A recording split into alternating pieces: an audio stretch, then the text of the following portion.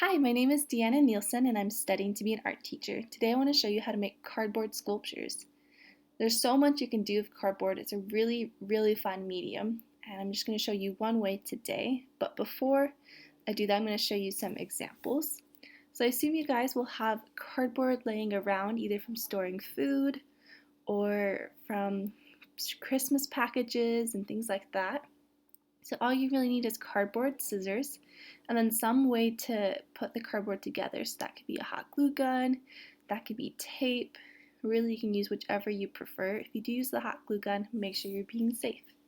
Alright, so this first example by James Lake, I think it's beautiful. It's a bust, it's a portrait bust, and you can see it's really detailed, but you can still see the texture from the cardboard. And it's really cool. You can see his hair has this really cool texture, and it's kind of shiny, so you can tell he used some glue-like thing when he put it together. But that's a little above most of our skill levels, which is okay because this is what he does for his profession. Here's another really cool portrait example by an artist.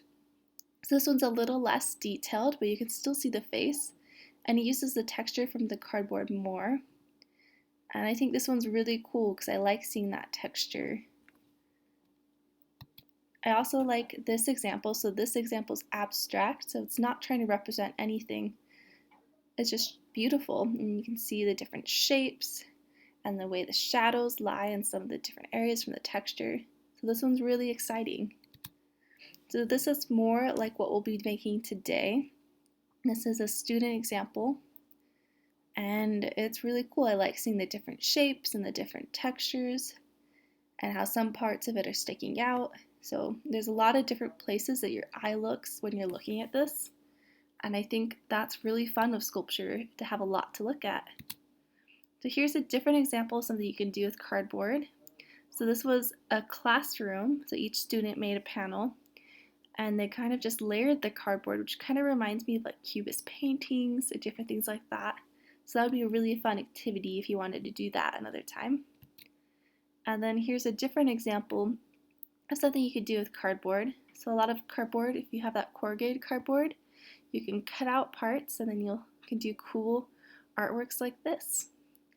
So like I said, we're going to be making sculptures out of different parts and then combining them together. So I'm going to gather my materials and then we'll get started. Okay, so I've gathered my materials. So I had this large cardboard box, and so I cut off the pieces on the top. So I've got 4 pretty big pieces of cardboard now. So that's what I'm going to cut my shapes from. So I've got my scissors, and then I've got my hot glue gun, and I'm heating that up. Like I said, you can use tape, so make sure you're being safe, whichever you use. So I'm going to go ahead and cut my cardboard into shapes, and then I'll show you some ways to join them together. So as you can see, I've cut a lot of different shapes out. I've got triangles, I've got rectangles. I'm going to show you a few different ways to join things together. So here I have 2 rectangles, and all I did is I taped them together, and now they can stay together at any angle you want. And then you can just join it to the rest of your sculpture. You can also take 2 squares, rectangles, whatever you want, and then you're cutting them almost all the way down. So you don't want to go all the way down or it'll rip. So if you do most of the way, and then you just slide them into each other, that allows you to slide them until they lay flat, and then you can join them to something else, and so you get a cool shape like that. You can also, if you have something round, so I went and grabbed an old toilet paper roll, you can cut the bottom. So all I did is I just went around in a circle and made little cuts, and you just want to try to make them as even as you can. And then when you're done, you push them out, and then you can lay it flat, and you can attach it to flat things that way. And then there's one more thing you can do. So what I did here is I made a cut in the cardboard, and I had a hard surface, and I just took the scissors and just kind of pushed through it and then made the cut. And then I made a shape that I can push up through the cut so it pops out. And so that's a fun little 3D element. So now that my hot glue gun is heated up, I can start joining things together and start making my sculpture. So you can either plan everything out and kind of make a plan for how you're going to do things, or you can just kind of plan as you go. So that's what I'm going to do. I'm going to plan as I go because I think that makes it more fun.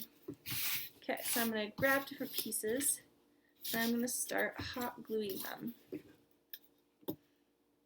I like that. So what I'm going to do is put a line of glue down.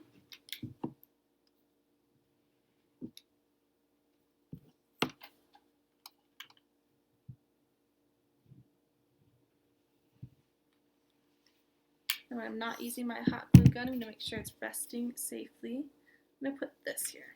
There we go. So I'm going to let that cool for a second, and then I'm going to start adding the rest. So I'm going to go ahead and do this, and then I will check back in with you when it's done. Alright, so I finished gluing my sculpture together, and my hot glue gun is cooling down safely. So one of the really cool things about some kinds of sculpture is that each angle is different and interesting, and that's called being in the round. So I try to make my sculpture so it'd be cool from all angles, from the front, from the back, from the sides. And so that was a lot of fun. So go ahead and make your own cardboard sculpture. You can make it so you can try to represent something like a face or an object, or you can make it abstract, which is what I did. And you can play with the shape and the layering. And if you want, when you're done making your sculpture, you can paint it or you can leave it plain. I think mine would look cool either way, so I'm just going to leave it. But I hope you guys really enjoy making your cardboard sculptures, and I hope you have a wonderful Christmas. Thanks for making art with me.